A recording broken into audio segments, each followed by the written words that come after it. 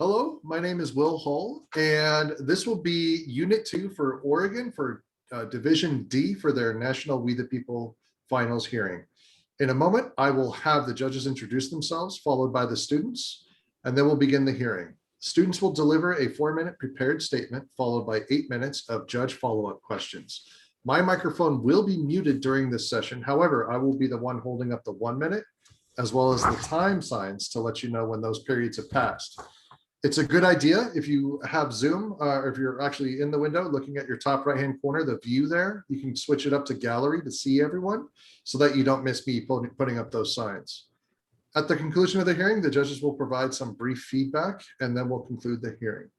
At this time, I'll go ahead and pass the microphone over to the judges where they can introduce themselves. Thank you very much. Good to see you all. I'm going to go ahead and we'll introduce ourselves, and then if you would do the same.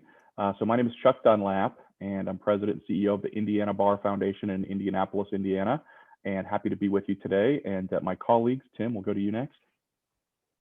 Excellent. Welcome and congratulations for being here. My name is Tim Igo. I am a writer, magazine editor, and lawyer, and I work at the State Bar of Arizona in Phoenix.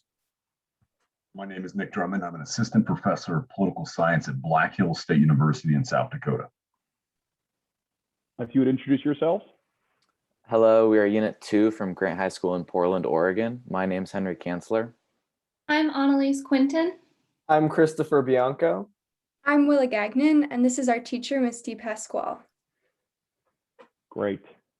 Well, thank you all for all the work that you've put in this semester, and I'm sure beyond. But I'm going to go ahead and read the question, and we will get started. So Unit 2, Question 2 is the one that we're going to be talking about. One founder claimed that representatives should refine and enlarge the public views by passing them through the medium of a chosen body of citizens whose wisdom may best discern the true interests of their country. Do you agree or disagree with this claim? What alternative systems of representation were considered by the founders, and what alternative systems of representation, if any, should be considered in the 21st century? You may begin when you're ready. James Madison knew ratification of the Constitution would be an uphill battle. He defended the document in the Federalist Papers, highlighting his theory of representation in Federalist 10. According to Madison, to refine and enlarge the interests of the nation meant to compile them at a national forum and choose which to act on. In Madison's ideal government, representatives would discern between the true interests of the nation and those motivated by the momentary passions of the people. We agree that this is the role of representatives. However, Madison's ideal government and the Constitution would only refine and enlarge a small portion of the public view, namely wealthier, landowning white men. The 15th, 17th, 19th, and 26th Amendments have expanded voting. A larger problem today is hyperpartisanship. Political parties often encourage legislators to put the party's interests before the people's interests. For example, some Republican legislators supported overturning the results of the 2020 election, despite it being the most secure election in history, according to cybersecurity official Christopher Krebs. In this case, representatives prioritized their party, failing to refine and enlarge the true public interest. None of the delegates anticipated modern political parties when they drafted and considered many alternative systems of representation at the convention. The delegates debated whether the new government would represent people, property, or states.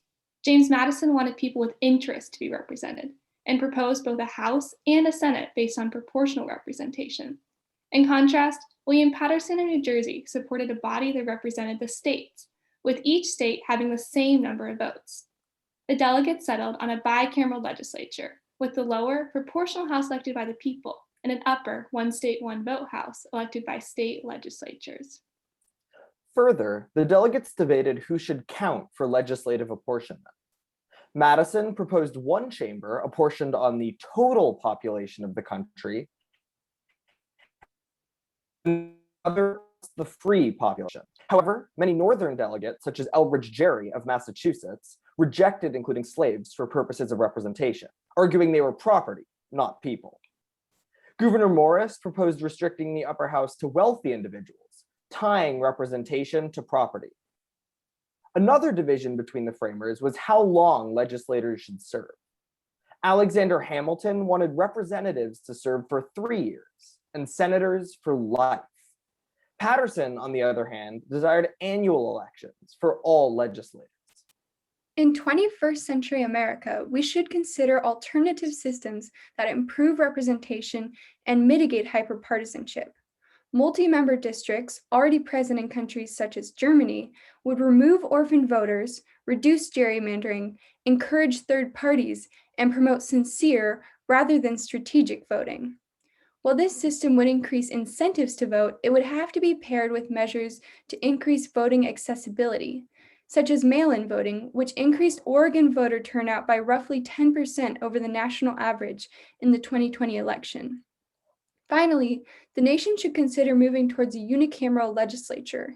In 2019, 80% of the bills passed by the House of Representatives were never brought to a vote in the Senate, over 90% of which had bipartisan support. Ultimately, looking internationally and learning from the past would allow us to move towards a more representative government that aligns with the essence of James Madison's claim. Thank you, and we are ready for your questions. Thank you. I just want to pick up on one of those last points that you made about the unicameral legislature. So do you think that there's any role for the states in the actual process, or is it pretty much, in your perspective, then the individual, proportionate citizenry that should be the true representation? Is there any role for the states in your sort of vision of this? Since the 17th Amendment, the role of the state legislatures has decreased significantly as senators are now elected by the people. Because of this, we think it's important that either this becomes more proportional to actually represent the interests of the people, or the Senate is abolished because it is not representing the interests of states any longer. And this is really what James Madison truly desired from his government, one that represented the people. During the Virginia ratifying conventions, he explained that because the national government, the new national government, would be acting primarily on people, it should be represented by people. This follows John Locke's theory of the social contract, where people are the font of all power and then give it to the national government. They're entering a social contract to protect them. They're giving up some rights, but still deserve to be represented in that government. How do you square the idea that the states existed before the national government? Were they just going to usurp their powers that I believe is to the people and the states respectively? So how do you take the states out of the equation at this point? It would certainly be very hard to take the states out of the equation. Under Article 5 of the Constitution, we see the entrenchment clause that prevents states from, or the Senate from being abolished and states having that equal proportionment. And so recognizing this and the states wanting that desire is something that has to be taken into consideration. And this was actually considered during the convention. Charles Pinckney of South Carolina proposed a Senate that would actually be based on a bucket system where each state would have 1 to 5 senators. So this is an alternative that we could consider as well, that would still have the states having that, having the say in the government, but also be more proportionally based. And prior to the Constitution, the states were rather corrupt. James Madison writes in his Vices of the American Political System that they passed unjust laws, multiplicities of laws, and mutable laws. And it was really a driving factor for the creation of the Constitution and a strong national government. Thank you.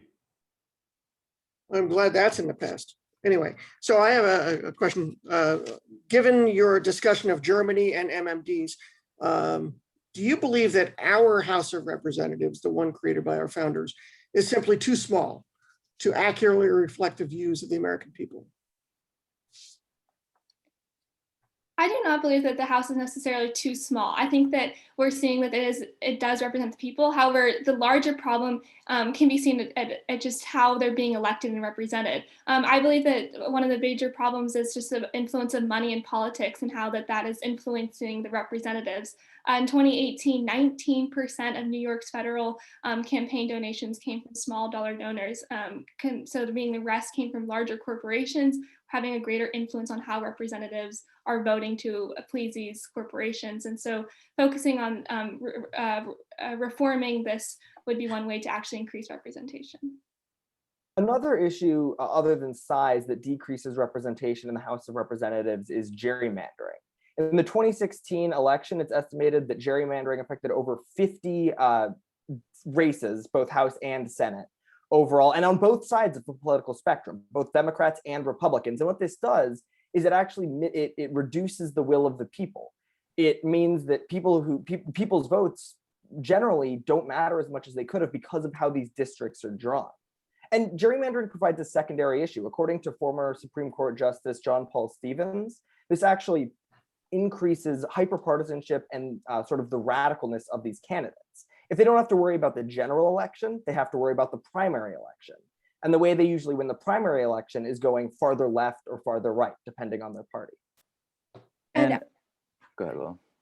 Due to the Supreme Court case Rucho v. Common Cause, political gerrymandering is not justiciable, which means that to solve this issue, we may need a constitutional amendment or to move towards a system where districts are larger and multi-member, so there's less gerrymandering present. And another way we could increase the representation and size of the House would be granting voters from U.S. districts who aren't really represented in the House of Representatives, such as the District of Columbia and Guam, Puerto Rico, American Samoa, and the Virgin Islands. And this is horribly hypocritical of us to our revolutionary principles and the reason we drove away from the British, taxation without representation. And I think people need a say in the government that rules over them.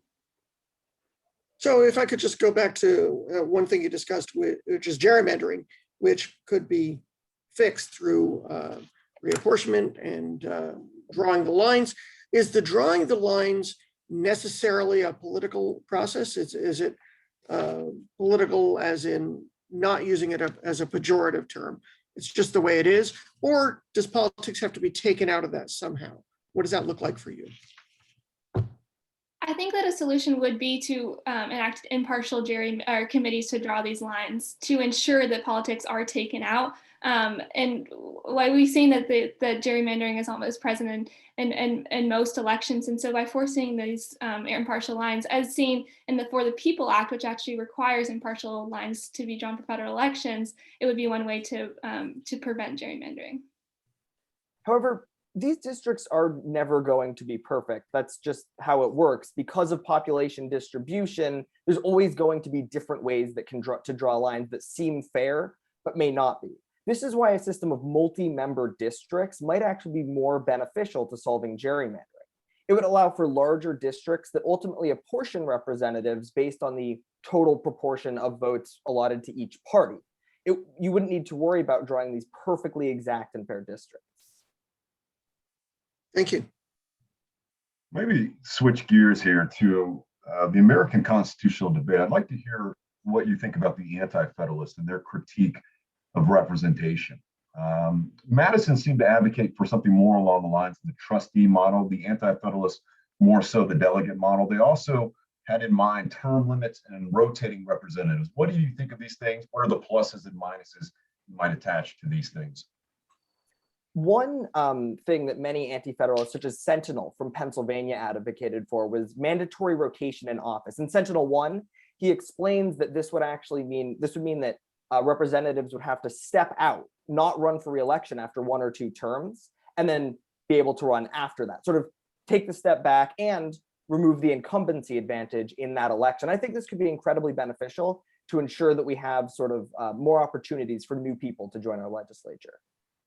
Another anti-federalist, Brutus, was very critical of the Senate. In his paper, Brutus 15, he writes that it dangerously combined elements of legislative, judicial, and executive branches, creating a body that would have too much power and ultimately be very dangerous to representation. However, a major con with term limits and mandatory rotation office is that it goes against the very idea of popular sovereignty by forcing representatives to step away from their role. May I finish my thought, please? Thank you. By forcing them to step away, it removes the people's ability to choose which candidate they actually want in office. That's great. I wish we had more time, but you certainly made the most of what we did have. Thank you very much. A little bit of feedback from us, and I'll just go ahead and start. First of all, again, I'm trying to sort of capsulate this, but the depth and breadth of the conversation was tremendous, and the ability, but also not rushed. I mean, we've had situations where it's been like, I can't quite follow what you're saying because it's so fast, and I understand that, but you were not. You were very deliberate and thoughtful and articulate in your presentation, which helps us as judges tremendously, because you had a lot of great things to say. So just a couple of them. An interesting idea from the unicameral legislative perspective. I really enjoyed that idea of what role do the states have? Is it changing, evolving? Should it change, evolve? The bucket system description, I thought that was interesting. Maybe dilute some of the power of some of the smaller states, sort of, rough proportionality of some kind, as opposed to equal 2 senators per state, regardless of population. The other interesting thing, I think this sort of begs the question sometimes, is who is representing us? Can a woman represent a man? Can a specific demographic represent their district? And what about, what does it make us feel like when, for example, the United States Senate, let's just look at the age demographic, especially from your perspective, I suspect they're skewing rather older. Is that still representative of their state in that case? And how do they, reflect that? And ultimately, they're subject to young people's votes too.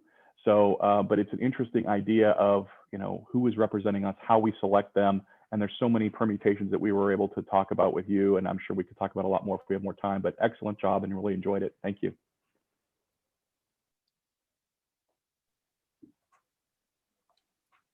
Let me jump in here. I enjoyed this conversation very much. There's a depth of knowledge and a facility to discuss it that is really impressive. So you should all be very proud of yourself. A few things I noticed.